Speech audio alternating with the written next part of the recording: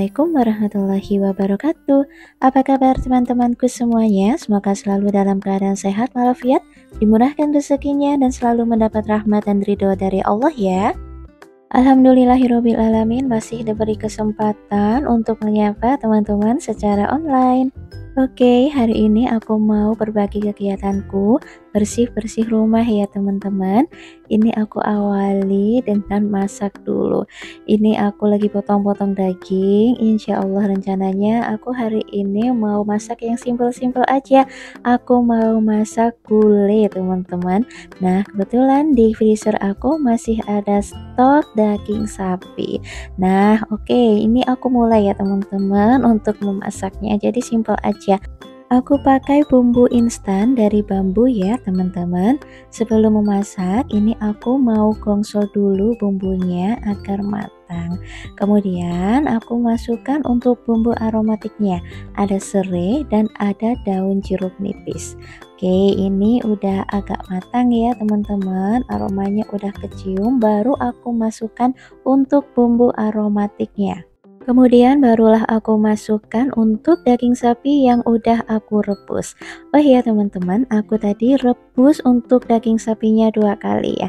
Untuk rebusan yang pertama, aku mau menghilangkan untuk darah-darah yang masih menempel. Kemudian untuk rebusan yang kedua, aku buat untuk kaldunya. Kemudian ini aku juga gongsong untuk daging sapinya agar bumbunya juga meresap ke dalam daging sapi. Oke, ini untuk step berikutnya aku masukkan untuk air santan. Kali ini aku pakai santan kara ya teman-teman. Jadi aku bagi dua. Yang satu untuk santan cair dan yang kedua untuk santan yang padat. Dalam video juga aku tambahkan untuk kayu manis dan cengkeh ya. Ini opsional teman-teman karena aku itu kalau masak gulai suka aku tambah untuk kayu manis dan cengkeh. Oke, itu juga aku tambahkan untuk air rebusan kaldu yang aku campur dengan lemak daging sapi ya. Oke, ini kalau kita masak santan jangan sampai ditinggal ya teman-teman. Jadi kita harus sabar untuk mengaduk seperti ini biar santannya tidak pecah. Untuk step yang terakhir jangan lupa untuk masukkan sisa santan padatnya ya teman-teman. Untuk step yang berikutnya tinggal kita tambahkan untuk garam dan gula pasir ya.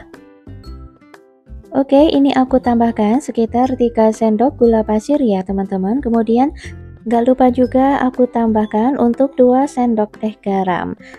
Karena aku kalau masak itu nggak pernah pakai penyedap rasa ya.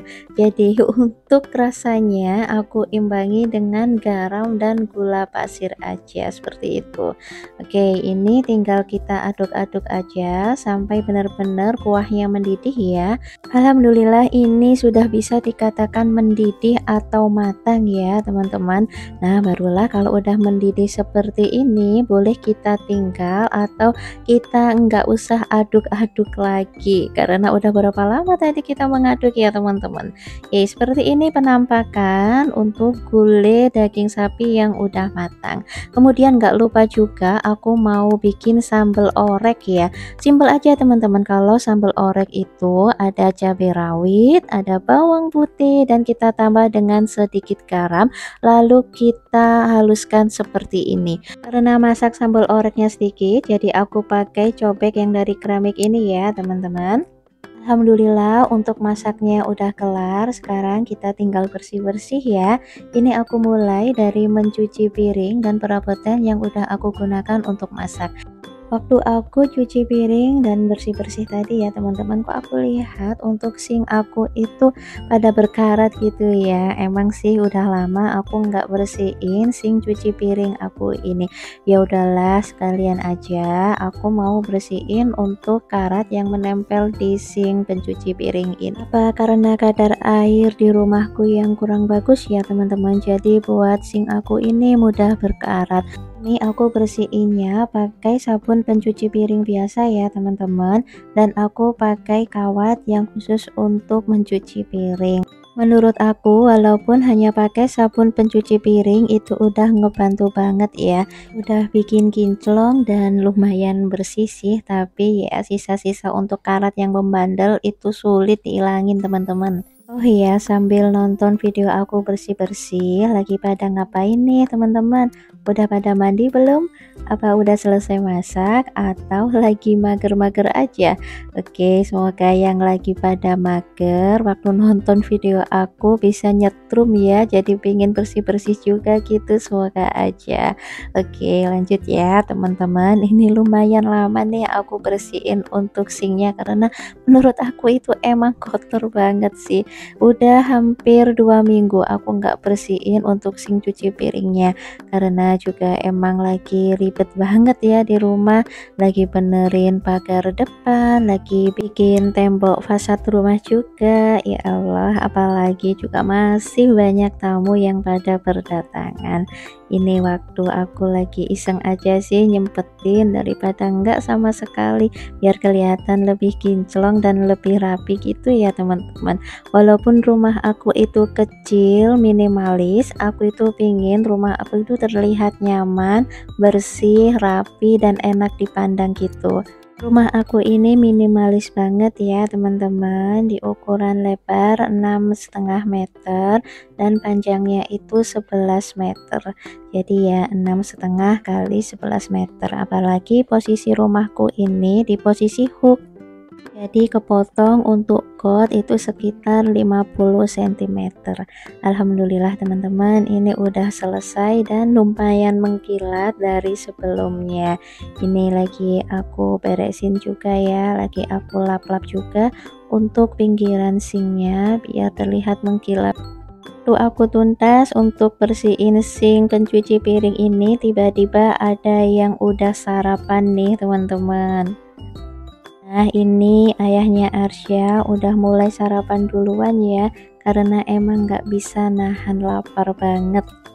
Suami aku lagi makan untuk gulai sapi yang udah aku masak tadi dan ditambahin dengan kecap, apalagi dicampur dengan sambal korek tadi. Masya Allah, nikmat banget. Gak kerasa udah jam 9 pagi aja nih teman-teman. Ini aku lagi persiapan untuk jemput Arsya. Masya Allah, untuk cuaca di Gresik pada pagi hari ini tuh lumayan panas banget. Oke, lanjut untuk bersih-bersihnya. Ini aku mulai juga untuk bersihin dan sapu dapur aku. Untuk sapu kamar nggak aku record ya, karena di kamar lagi ada Arsya dan suami aku lagi bercanda. Ini aku lagi sapu untuk ruang tamu. Ini berdebu banget ya.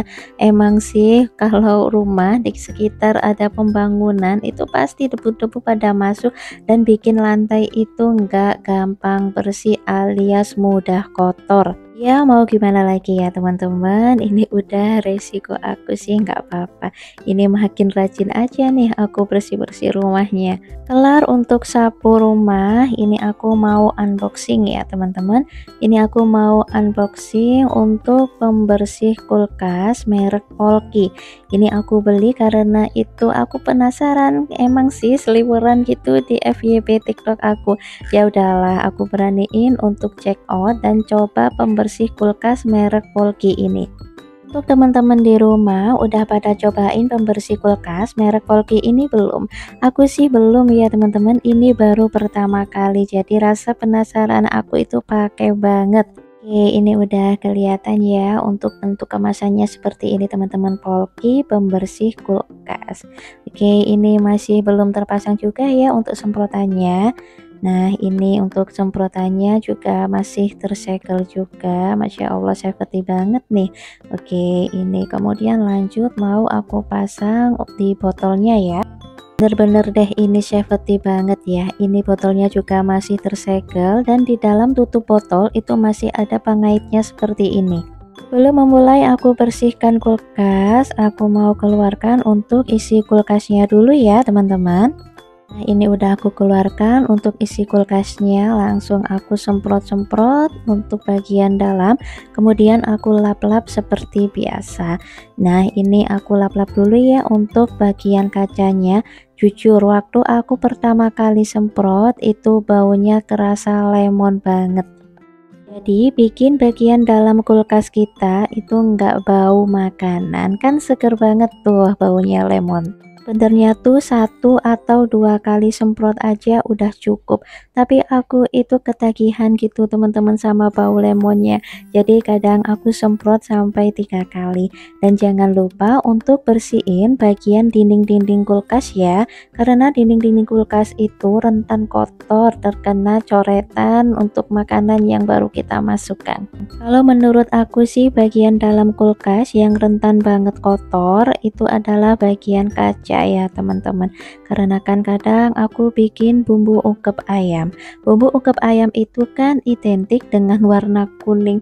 Kadang itu aku sedikit nyerempet itu nempel ke kacanya, Masya Allah. Itu kadang aku langsung bad mood gitu loh teman-teman, kok bisa? Padahal kan bumbu ukepnya juga udah aku masukkan ke dalam wadah Tupperware. Tapi ya namanya manusia ya teman-teman, kadang juga teledor nih akunya. Jadi aku itu harus berhati-hati, apalagi kalau masalah kulkas ini aku itu maunya bersih terus dan gak mau kotor sedikit pun. Ya, bukan jadi manusia yang sempurna ya, yang harus perfect itu enggak teman-teman. Asal aku itu kalau ke perabotan rumah itu harus bersih, biar awet dan enak dipandang. Dan aku juga kan tipenya orang yang gak suka kotor. Cep aja nih tiba-tiba aku itu punya ide nyoba untuk polki ini buat bersihin kaca depan rumah aku. Penasaran aja sih bisa nggak si polki ini untuk mengangkat debu-debu membandel di kaca jendela. Oke, ternyata teman-teman itu bisa banget. Apalagi kan jendela aku ini terbuat dari alumini. Alumininya pun juga warna putih.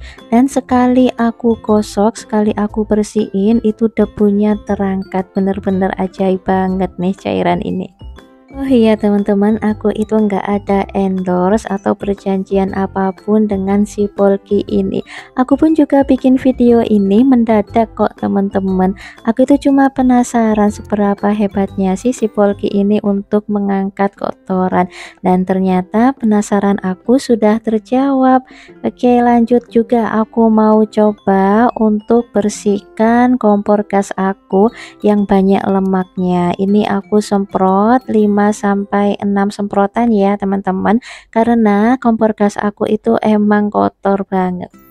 Dan juga aku mau bersihkan untuk bawah kompor gas aku. Kalau bagian bawah kompor gas pastikan identik dengan lemak-lemak membandel ya teman-teman. Ini juga aku semprotkan untuk si polkinya. Masya Allah teman-teman bisa lihat sendiri kan, bisa langsung mengkilap seperti ini. Bagi teman-teman yang lagi nonton video aku dan kepo ingin tahu banget dengan si Polki pembersih kulkas ini, boleh langsung buka TikTok dan cari aja Polki pembersih kulkas. Untuk harganya ekonomis banget ya teman-teman, aku beli di harga Rp31.300. Nah, Masya Allah udah selesai ya untuk review Polki si pembersih kulkas itu tadi. Lanjut, oke, ini aku mau bersihin untuk tempat sampah aku yang udah 3 hari nggak aku cuci ya teman-teman. Malu banget kalau ada tempat sampah yang kelihatan kotor, banyak dari coretan sampah yang pada menempel gitu.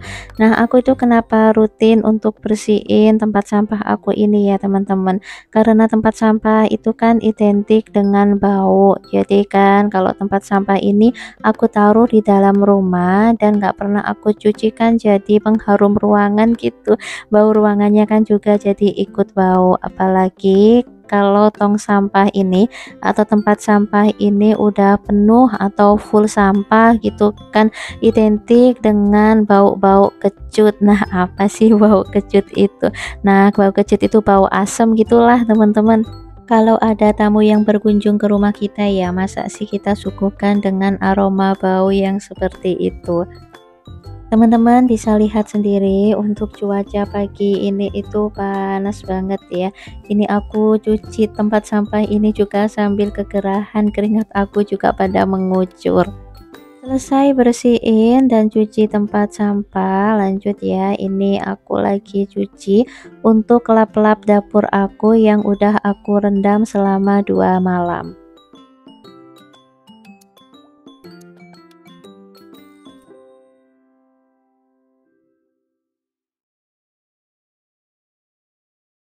Teman bisa lihat sendiri untuk air rendamannya tadi udah sekotor itu ya.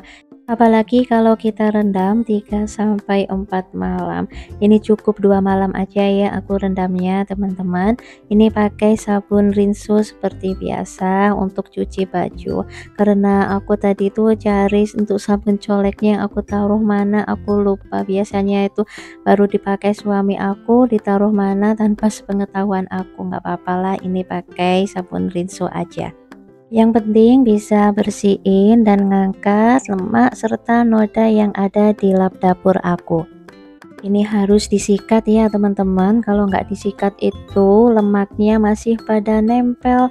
Nah itu aja aku rendam selama 2 malam, kotorannya pun masih sebanyak itu. Jadi tips dari aku untuk teman-teman yang mau nyuci lap-lap dapur seperti ini, harus rajin-rajin ganti air rendamannya deh. Ini kayaknya aku itu salah banget, harusnya aku itu ganti air rendamannya selama beberapa kali gitu ya, biar lemaknya mudah terangkat dan aku nyikatnya pun juga nggak terlalu power seperti tadi. Oke, ini udah aku bilas aja ya teman-teman. Ini aku bilas dan aku mau rendam lagi karena menurut aku kok lemak-lemaknya masih pada nempel gitu ya. Ya udahlah, mau aku rendam mungkin 1 jaman dan aku tambah dengan rinso. Oke, ini teman-teman seperti ini ya. Jadi jangan niruin aku. Ini tuh harusnya setelah direndam 1 kali, kemudian diganti air, dikasih sabun cuci lagi, kemudian barulah dibilas dan disikat. Alhamdulillah teman-teman, tibalah di penghujung video. Ini part terakhir bersih-bersih aku, yaitu ngepel lantai. Terima kasih ya teman-teman udah mau setia nontonin video aku. Sampai ketemu di next video. Wassalamualaikum warahmatullahi wabarakatuh. See you.